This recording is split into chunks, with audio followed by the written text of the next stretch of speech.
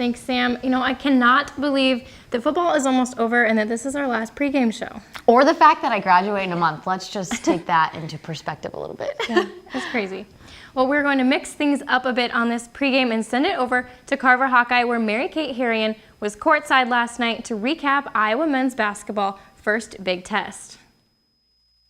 Too big, too fast, too strong, too good for the Hawkeyes to stop. Seton Hall was completely dominant on both sides of the court, forcing the Hawkeyes to turn the ball over 17 times.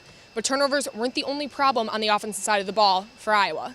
The team missed key opportunities while being in double bonus for about 50% of the game, only going 19 for 32 from the free throw line, while also having problems off the bench with only contributing 9 points. Peter Jacques and Tyler Kirk were both high scorers for the night with 30 and 26 points. On the defensive side of the ball, the Hawks forced 12 turnovers, but also gave up 10 second-chance opportunities to the Pirates. I would like to have seen us play better defense collectively for the duration, but certainly in the second half. I mean, you can't give them 66%. We talk about defense all the time, and that's the main thing we got to get better in. You know, tonight we didn't do a good job in that, and I think that's one of the main reasons why we lost the game. We know it's going to take a lot of work, but we know what we need to do. So in that sense, we're not too far. At least we know, what things we got to get better at. It's now a quick turnaround for the Hawkeyes as they are back in Carver Hawkeye Arena on Sunday as they take on University of Texas, Rio Grande Valley. Reporting for Carver Hawkeye Arena, this has been Mary Kate Harrion, Daily Iowan, TV Sports. I was courtside as well, and watching Tyler Cook play, he fits perfect in the Big Ten, especially as a freshman. Oh yeah, he's really fun to watch. Well, now switching back to football, this team has been through a lot together. 12-0 season, a Rose Bowl, heartbreaking losses this season, and then, of course, upsetting Michigan last week. And the culture surrounding Iowa City and its beloved Hawkeyes is something you probably won't find anywhere else. There's a great culture here within this program. We got the best, coaching staff in the country, best strength coach in the country, and it's all, help to them that it establishes culture, and then it trickles down to the players. So where does that great culture stem from? Everything starts with Coach Ferentz. He sets the example, sets the culture of the team, and Coach Ferentz is a top-notch guy, a great person, great coach.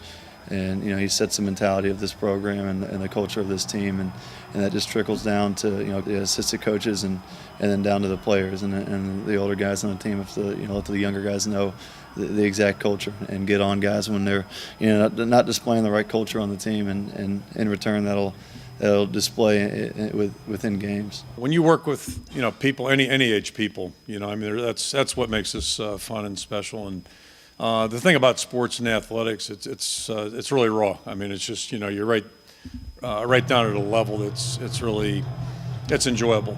But the worst thing about being the head coach is it's not quite as intimate. But you got to work at it. I've learned that you got to make it intimate. But that's why the losses hurt so much, and that's why the wins are so good. So that's the best part about coaching, quite frankly. All the other stuff's nice. We have a beautiful building.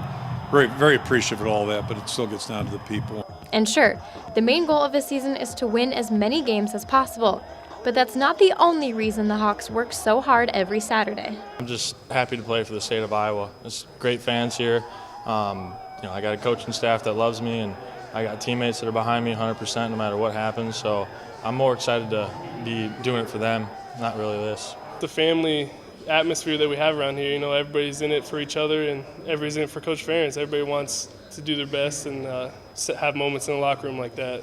Obviously there's games you want back and there's plays you want back, but yeah, moments like that kind of make it worth all of it. Part of that Iowa culture is moving on. Regardless of a win or loss, one Iowa player has taken some heat for a play against Michigan. Jabril Peppers standing back, waiting for Ron Caluzzi's punt. Oh, and he's going to run a fake and falls down. Well, there's your first big mistake of the game. The mistake could have rattled graduate transfer Ron Caluzzi. Instead, this was his afterthought. In all seriousness, the first play, the one where I got hit, thought I was on fire, so stopped, dropped, and rolled. Michigan punter was trying to put out the invisible fire, and just went there, went from there. Well, yeah, it's, as you might imagine, he's taken a little ribbing over that from several people, not me, but he's kind of he really is a pretty good athlete, but that was an ugly play. The memes and GIFs of the fall started filtering through Twitter, but to Coluzzi, it's all fun and games. A lot of Instagram or Twitter memes, and it's been a lot of fun, pretty funny. Some people are really clever. I think they got a little bit too much free time at home to think of the stuff that they have. To his teammates, the fall wasn't a big deal, as Coluzzi is known to keep that calm composure. Ron's a good guy. He's got a really cool, just calm, collected mentality, and that's usually how the kickers and punters are. He doesn't seem to ever get rattled when things go well or if they're going bad. We take a lot of pride in it. We work every day, but we try to not think about it too much, because as a kicker or a punter or a snapper, if you think too much, that's when you mess up. Iowa isn't overthinking Illinois either, as this will be just as big of a task as last week. You just take it day to day. When I came here on my official visit, I asked Coach Ferentz, what's the best advice you can give me? And he said it's all about the day-to-day process, getting better, doing little things right. So that's all we're trying to do here.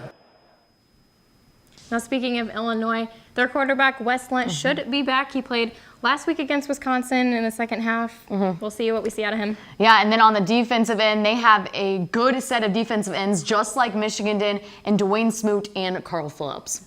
That's right. Now, you can catch the game at 11 a.m. on Big Ten Network. We will be there, and it'll be our last one. I know, before really Nebraska sad. at least. Yeah, last away road game. trip. But that's all we have for today for pregame. Sam, back to you.